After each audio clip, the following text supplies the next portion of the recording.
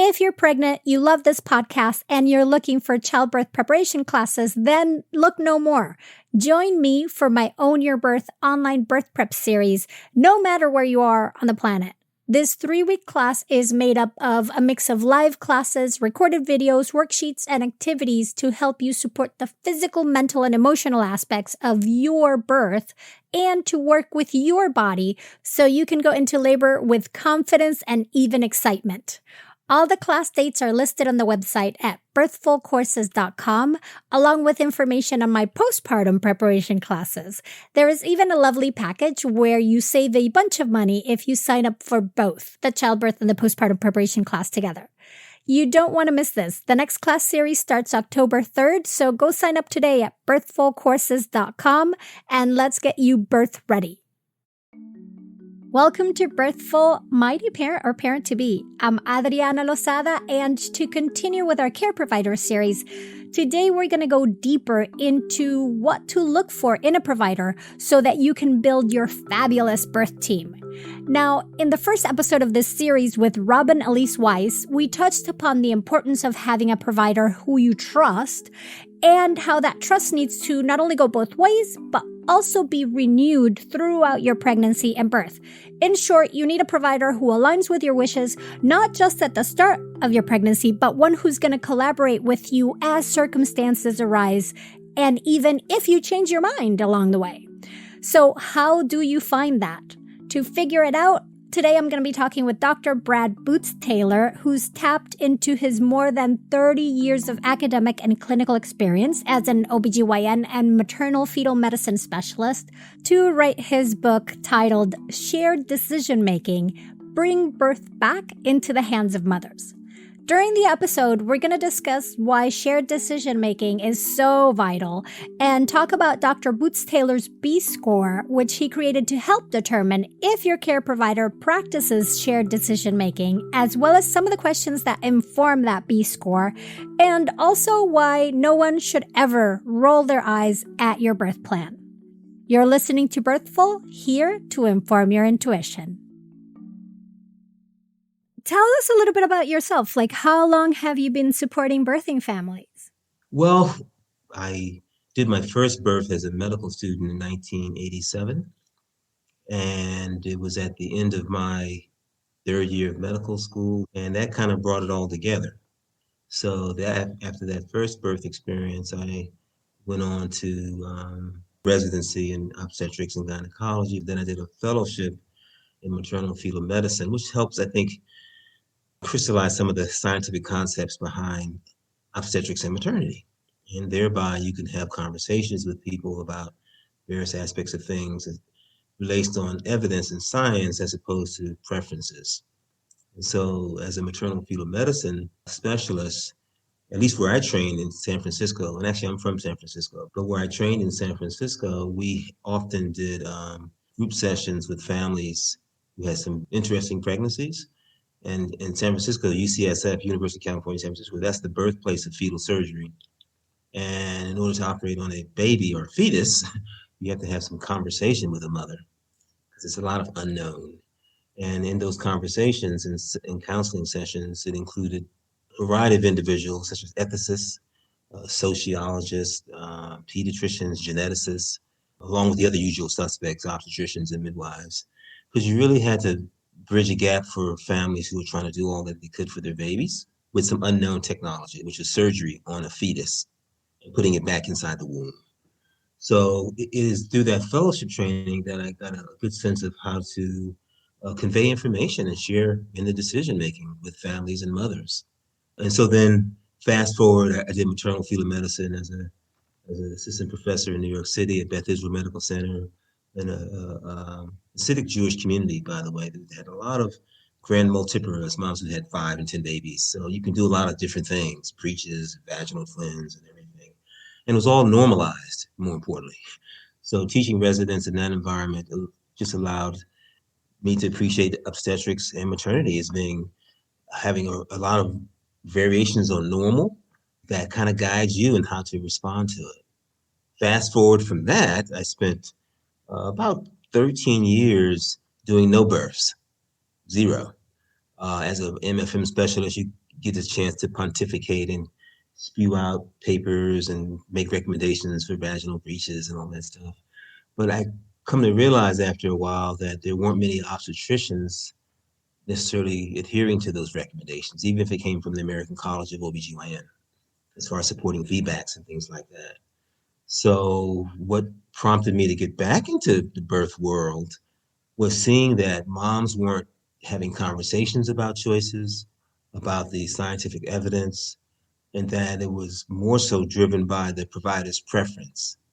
And that provider could be midwife, by the way, or obstetrician. So even though a mom may come to that situation with an idea or maybe even a little understanding of what their preferences are or their birth plan, it truly was the provider who directed what that birth plan was going to be.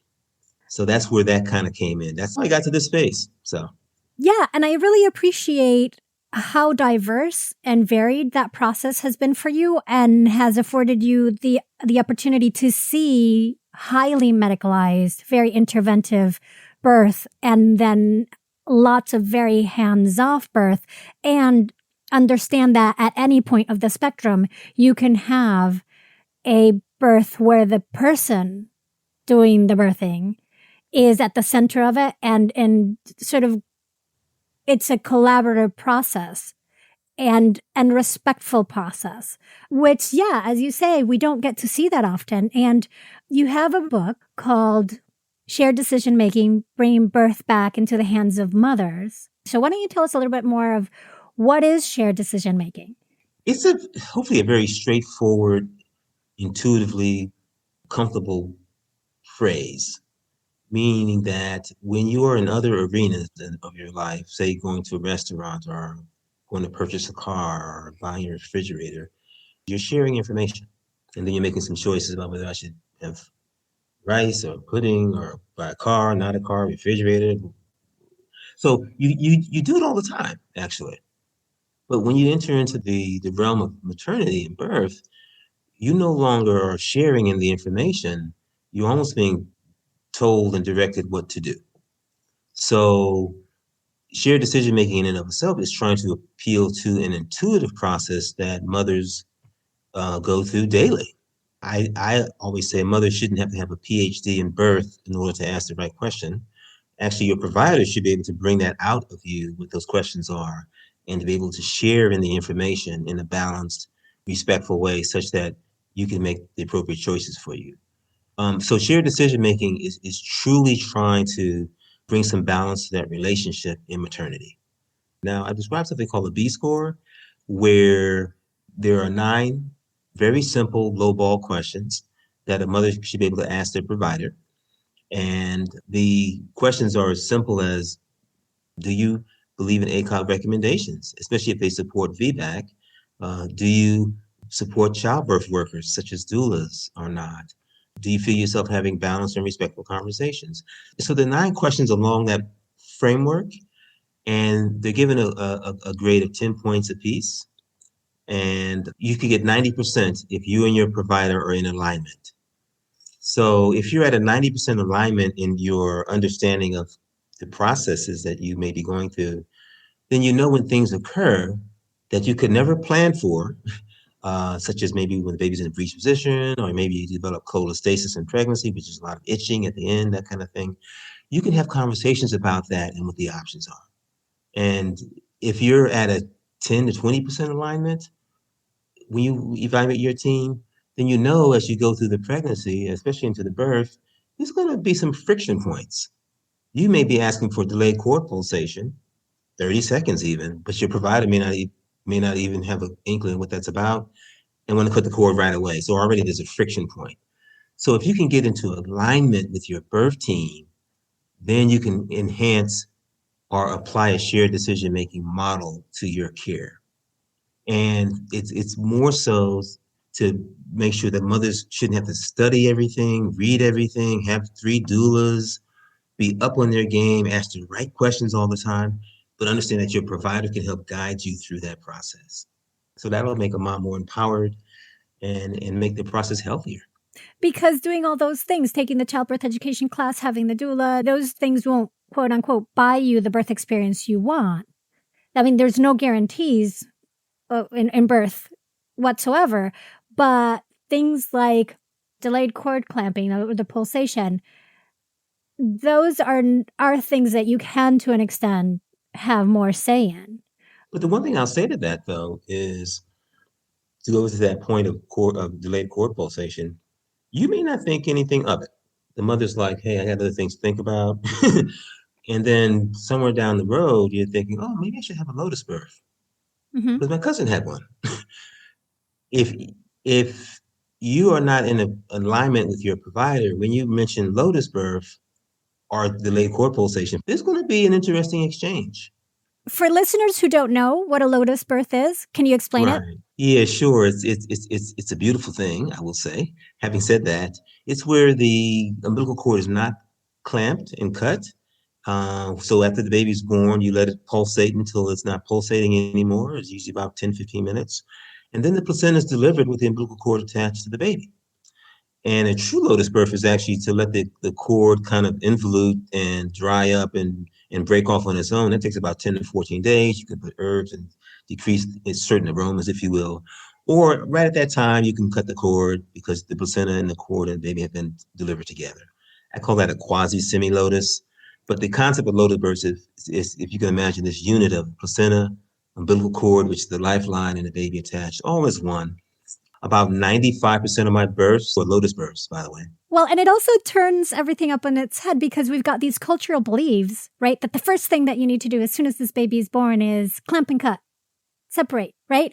And you are providing a curiosity for exploration of like, wait, I don't have to clamp this. Okay, yeah, we're not born with ways to stop this pulsation.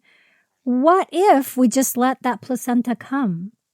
Right. So even if you thought that through and had not thought about it before, when you are in birth or beforehand and you bring up that thought, if you are in alignment with your birth team, you should be able to explore that.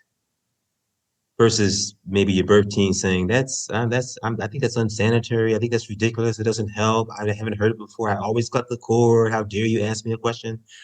That's what I mean by not knowing everything, but having a thought about something and saying, okay, with the team that I'm with, can we explore that? And mind you, these are typically not like 3-hour conversations at 4:00 in the morning. So it's kind of like 2 minutes, and then you're exploring it, and the provider can go evaluate it more, research if they need to, or say, yeah, that's interesting. Why not? They should be able to have a shared decision-making conversation about that. And even to the point where the provider can say, I appreciate what you're saying. I've learned a few things. I know it's something that you thought about, and I don't feel comfortable in doing that. That shared decision makes the provider better and more sensitive to their preferences. So it doesn't have to be mother having her way 110% of the time.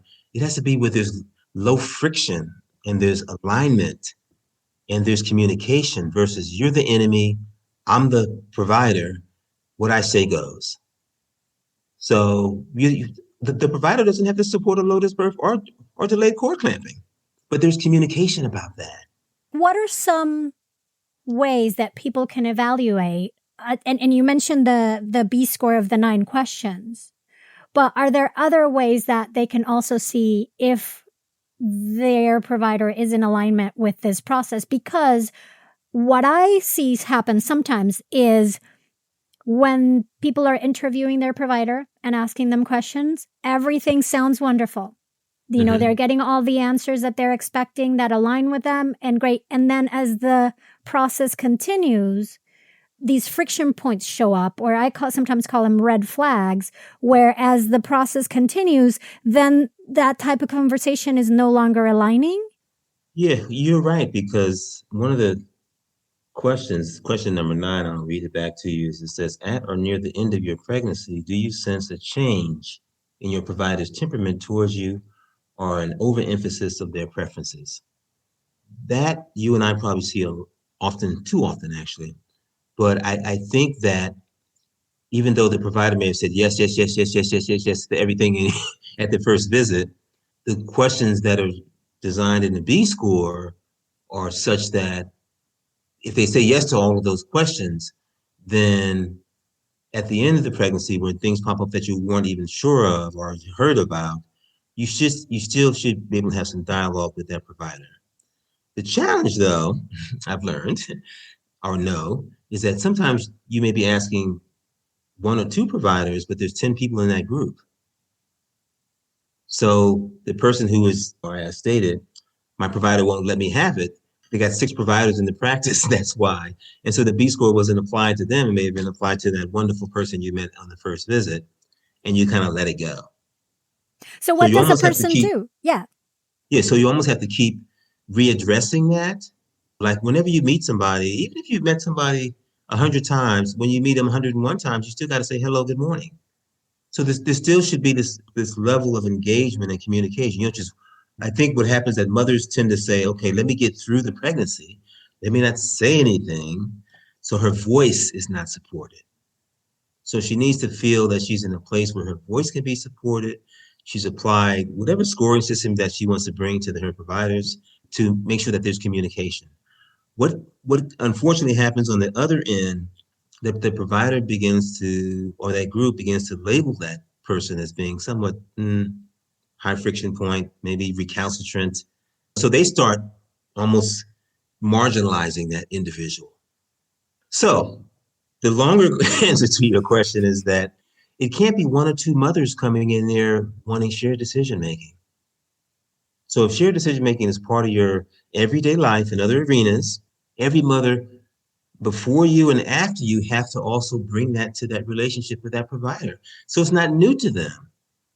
If everyone is coming there with an expectation to be part of the birthing process, sharing in the information, then it won't be these surprises. So to change the culture, you have to, I think, put the power in the mother's hands so that she feels capable enough to effect the change. I'm so excited to tell you about the delicious and nutritious Lido Food smoothies, which have been designed to simplify your life during pregnancy through postpartum. I talked with the founder, Amanda, who shared how the idea for Lido Foods came to her after a weekend spent with 2 pregnant friends. She was just flabbergasted that they couldn't find an easy, research-based resource to help them figure out what to eat during and after pregnancy. Amanda couldn't shake the idea, so she reached out to an award-winning maternal health dietitian, and together they developed 6 different smoothies, each with functional benefits for mother and baby. Lido Food smoothies are science-based and satisfying. They are made using organic fruits and veggies, and each one balances proteins, fibers, and healthy fats to give the smoothies some staying power. They even include choline. I really enjoy the taste of Lido Food smoothies, especially the soothing ginger smoothie and the energizing berry one. And my daughter is in love with the peach one, which Amanda tells me is a customer favorite for dealing with nausea or upset stomachs because it is so easy to tolerate. Right now, Birthful listeners can get 15% off any box by using our code BIRTHFUL. So head to lidofoods.com/birthful immediately and make sure you include the code BIRTHFUL to get your time-sensitive discount of 15%. That's LETOFOODS.com/birthful to learn more. And so for that one person that's going in and speaking to their provider today and is feeling like there's friction points, there's red flags, that the conversation is changing, that they're not getting shared decision making, what can they do? Because I do hear what you're saying about together we can all change the culture. And I get excited. I know we have an uphill battle, but at the same time, I've seen the change of doulas, and that's consumer driven, right? But so that person going into their provider today and not receiving shared decision-making care, what can they do? So it's going to be chipping away at something. That individual may not get what they need, but it'll wear down or build up the provider. The challenge that I see is the mother who's traumatized, who doesn't even know if she's making a change or not. But if she maintains her voice, she can make it better for somebody else. And then collectively, the collective will and economics, I'm afraid, will change it. And I also want to give that person permission to decide whether they're going to chip away at that specific provider or they're going to say, listen, I fought my fight, but this is too much for me, and I'm going to change and find a different provider that will support this. And in that walking away, you're also making a stand and a statement. I agree. You are making a stand and a statement, but that gap is filled with a lot of other people. She's telling that provider, that group, hey, listen, not me. I'm not going to do this. But when it's one or two people, the provider probably doesn't even miss the conversation. Glad the pain body is gone. I don't have to deal with delayed cord pulsation. So I think when it's one or two, it's good for that mom individually to have that power to do it.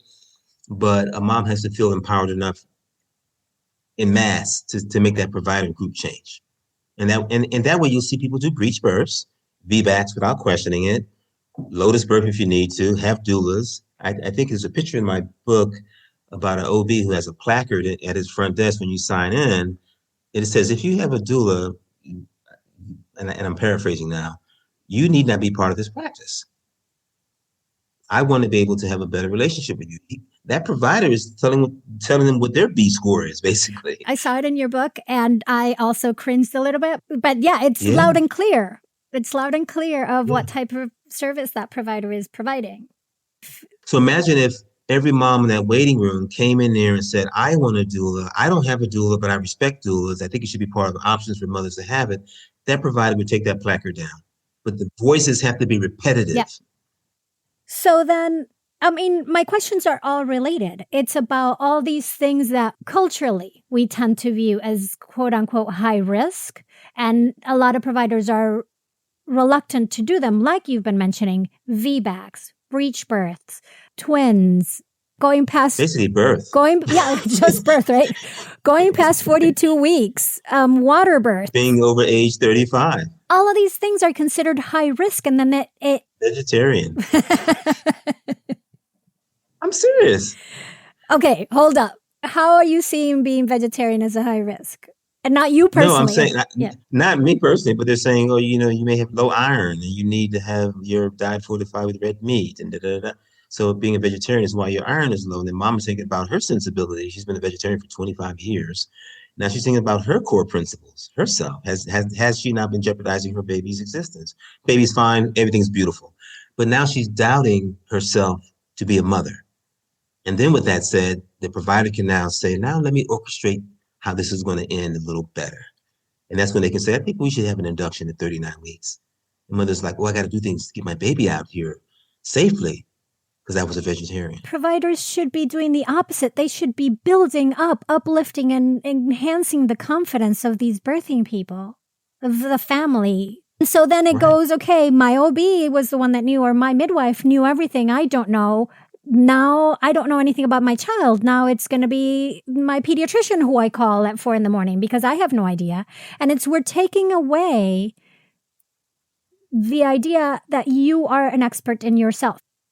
And here's the thing. It's okay not to know. But if you're in an untrustworthy, high anxiety relationship, then when something occurs because you resisted some information, then you now fault yourself for that. It's okay to be wrong, actually, is what I'm trying to say. But the relationship is so poisoned that you dig in. And hate to say it, you have to dig in because you heard that your cousin got an emergency C-section for no reason. You heard that everyone's induced at that hospital. This person, so you end up digging into your sensibility with what you feel comfortable with, and intuitively things could be fine. And what you're saying, it also is the other end of the coin in that shared decision making is, I think, parents need to own their birth and take more responsibility in the process, because there can be well, then it won't be my fault if I'm not the one making decisions. Right. That's where the finger pointing comes in. I did everything you told me to do and see what happened? Ooh, your fault. But if you have shared responsibility, then there's no finger pointing. And I find that lessens trauma. Right. As well, because the trauma's in the eye of the beholder, but it's the experience that causes trauma. of how if it's done to you versus you participated, you had a voice, you felt your agency was present. It's when we take away the agency that trauma can come up. And most of the time, I'm not 100%, I'm not generalizing, but I see a lot of that. I agree. I'll give you an example. It comes to mind. I had a mom traveling from 2 states away because she wanted a VBAC. Her first birth, a story to be told, but she wasn't going to have a repeat cesarean. And the community that she was in, they didn't support VBAC. So she was driving 6 hours with prenatal care and all that stuff. So at the end of the pregnancy, she opted for an elective family-centered cesarean because she was able to think freely about it. Her traumatic first birth, walking through that and realizing it wasn't so much fighting to have a vaginal birth, it was fighting to have a say in the birth journey.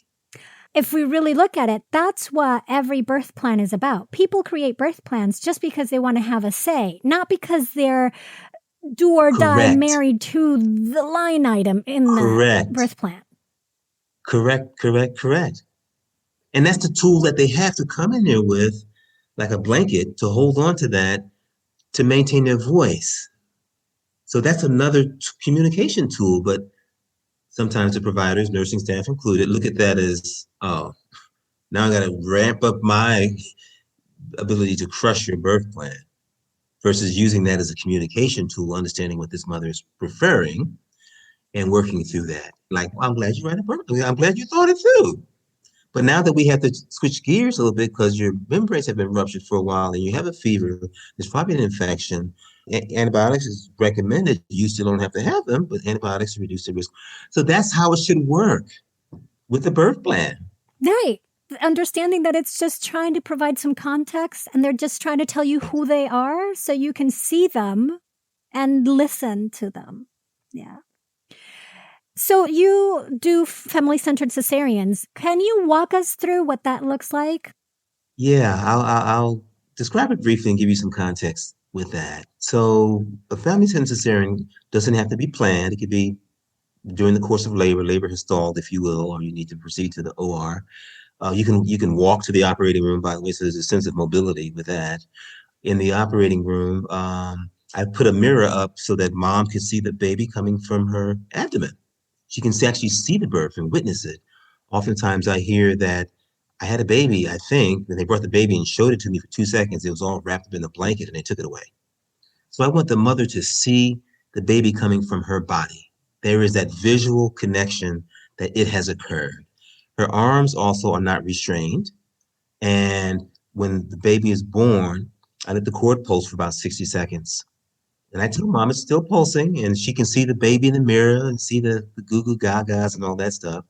And then we'll clamp the cord and let the pediatric team examine the baby for about 5 minutes. The birth partner can go over and see the baby. They stay in the room. And then the baby's brought back to the mother for skin to skin. And they can do breastfeeding in the operating room. They can just do skin to skin, take pictures and all that stuff. So I make it such that it's a birth as opposed to we need to get this baby out and save it. With that said, I'll do a family-centered cesarean with an emergency C-section because you're doing the surgery. It's not like you're still doing it. So, and once the baby's born, if it needs to be managed differently, then the pediatrician can do that. But oftentimes the baby's kind of vigorous at birth. Like, ah! And so I try to make it a birth experience. So the one more piece to the family-centered to add to it is that I will close the skin with a suture, no staples. And I want mom, when she sees that incision, sees a nice thin line. So what she can say to herself in the whole process of this family-centered cesarean is that she had a birth. She didn't have a failed vaginal delivery. She didn't have an elective cesarean. She actually had a surgical birth.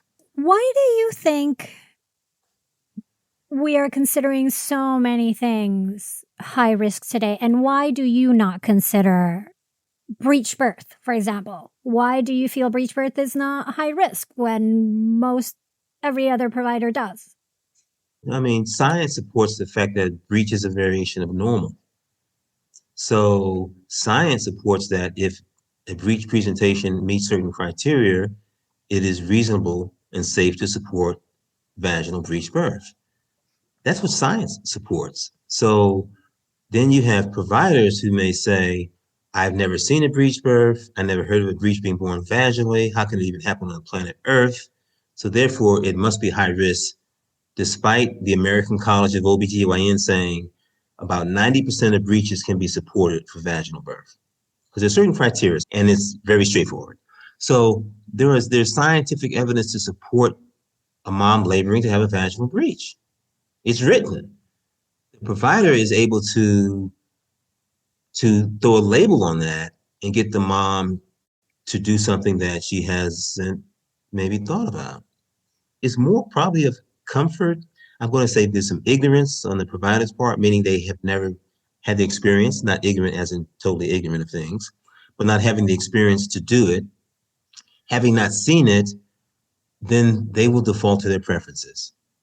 And it's easy to call it high risk just to wrap it up in a couple words, as opposed to trying to explain, I'm not comfortable with supporting breech. I know it's supported scientifically. In our group, we don't support vaginal breech birth. Therefore, we would recommend a cesarean section. Very nice, clean, versus you at high risk, your baby may become entrapped. It's dangerous. How dare you even think about a vaginal breech birth? So now mother feels, oh my God, I was even going to compromise my baby's well-being? No, we don't support vaginal breech birth. We understand the criteria. Be happy to support you. And that's the same sentence saying that we don't do breeches. But I wish they would be honest like that. Right. I wish they would not, they just say that's something we don't do instead of how dare you even consider this? Right. You don't want to hurt your baby. Who would ever answer the question, you don't want to hurt your baby, do you? Saying yes. Like nobody. Correct. You wouldn't, and it's the same thing with going over your due date. You wouldn't want to hurt your baby, would you? But I'm only 40 weeks and 2 days. I may be just 39 to be honest. But I'm only 40 weeks and 2 days. You wouldn't want to hurt your baby, would you? So that is turned around 180 degrees. I had a birth recently where there was a little bit of question. She switched providers halfway through. And then so there was between the previous provider and the new provider, there was a change in her due date. And it was changed to a week earlier. Right. And then they were going in because, to get more monitoring during the non-stress test. The baby didn't seem too reactive and they were concerned. And so she's suddenly in a high stress situation of, quote unquote, was supposed to be 1 week past her due date. Right. But now there's an alarm and I might be having to have an induction and have my baby today. And so they went and they monitored it and it was fine. And when the nurse asked, well, when is your due date? The mom was in the bathroom, actually. She asked the dad and the dad said, well, we have questions about that because it used to be this and now it's this. And then the tech last time said it might be this. So we are not sure. And it got clarified and they gave her the new that day due date of the week early, that she wasn't 41 weeks, that she was suddenly today 40 weeks. And the care changed completely. 100%. And then she was able to see how much that due date meant nothing. Right. And that energy level changed 110%. She didn't feel like she was threatening her baby's existence. She didn't feel she was challenging the medical establishment. She didn't feel that she was being selfish. She didn't feel... But all the anxiety we had to deal with and work through during that week was so unnecessary.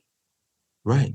So how do we change? I know we've talked, like the question I keep coming back is how do we change that? And we've answered this by trying to really get the word out there about the importance of share decision-making and demanding from care providers differently. One of the goals is to make the providers better. The providers have to receive it, though. Mm-hmm. and this one thing I left out of my biography, and this may be critical, I think. I was also in the Special Forces. I was in the Green Berets on the A-Team. And before college, right out of high school, joined Special Forces. And in that, you learn to develop a risk tolerance of things based on facts. And as a team, 12 people on a team, everybody relied on each other. Your risk tolerances allowed you to get through crises, dealing with reality, basically. So as someone who's had that indoctrinated into my core, add to that the maternal fetal medicine specialty, and then add to that understanding, I think, science behind obstetrics, I don't view things as, oh my God, I've never heard of this. This is a risk factor. If there's plenty of papers about vaginal breech birth, there's enough to fill up a vault, basically. I look at the facts, and then where is mom's temperament and disposition? I have many moms come to me with breech who opt for cesarean, by the way. We have a conversation, we go through it, and they said, you obviously are comfortable, Dr. Bootstaylor, with it, but I'm not comfortable with it. So being in with that background in the special forces, I'm able to look at information kind of objectively, but yet add a touch of humanity to it. So to my fault, I try to have a balanced, respectful conversation with people and then let them walk through what their choices are. And can that be passed on to other providers? I'm not sure. So that's why one of the goals of the book is for the mother to make the providers better. And not just one or two of you guys at a time. I mean, you may do 20 births a year yourself. It can't be 20 births a year between you and I. It has to be tens of thousands saying that we should have doula support. Yes. So. And the question that I forgot to ask you about the late transfer in 39 weeks. Oh, yeah. So about that one, it's my question there is, how are you able to create trust at such a late transfer? Sure. Great question. What I tell the moms who are having that, and some of these are phone calls, by the way, to save them a trip. I tell them you're probably not transferring to talk about the nice wallpaper we have in the office. When you transfer or talking about it, I know it's your partner. The grandmothers are a little bit concerned, your best friends, your coworkers, even you're staring at the ceiling at midnight. Am I being selfish? Am I just over-exaggerating my needs? So when the mom is talking about transferring, this is some very serious psychosocial dynamics going on. So I break the ice on that level. And then they realize, oh, I'm not just transferring because Dr. Bootstaylor can do a breech. They're transferring because of everything that's happened to force the transfer. So I don't, and then I also tell mothers, you should be able to go back to your provider today, tomorrow, next week, and have a conversation with them. And if they cannot now have that conversation after we've had our conversation, then you probably need to seek a different place to have your birth where you feel safest. I tell them, you're getting your voice back. That's why you're considering a transfer. But the people you with may not let you have your voice. And so the ability to establish trust is the ability to have a conversation. I mean, you have it when you go to the restaurant. You don't know the waiter. What do you recommend? Oh, I recommend the fish. Okay, seems reasonable. Okay, trust you. I'll have the fish. It doesn't have to be complex thinking. But the stakes are different. If the fish is not good, well, Understood. But it's the same human dynamic. Yes. It's that humanity. But I can understand being burned. Oh, the doctor said we can do everything. And then at the end, they schedule you for your C-section. So that late transfer, maybe to answer your point for your listeners, mom is not transferring because she wants to talk about the weather. There's a lot going on, and it's more than just the mother transferring. It's her whole support system. Yeah. And so by the time she gets to saying, I want to transfer, she's going through some stuff, really. Yep. Yeah. And I think if a provider tries it out and has a good experience with shared decision making, they will feel less the burden of, I need to scare you into I need to practice fear-based maternity care, because if something goes wrong, you're going to point at me. And so we can explore this together. I think it would be a relief for them. I think that's a great point. I think you've illustrated it clear and succinctly as one could. I think that's a great description of it. I mean, they're truly relieved from taking the responsibility of everything. So that's why I don't view mothers as high risk. They have risk elements, and we're giving them some context, be it hypertension, be it twins, be it age, be it whatever you do. We're giving it some context, but they are accepting responsibility for the choices. I'm a quote unquote medical provider, able to hopefully outline what those choices are.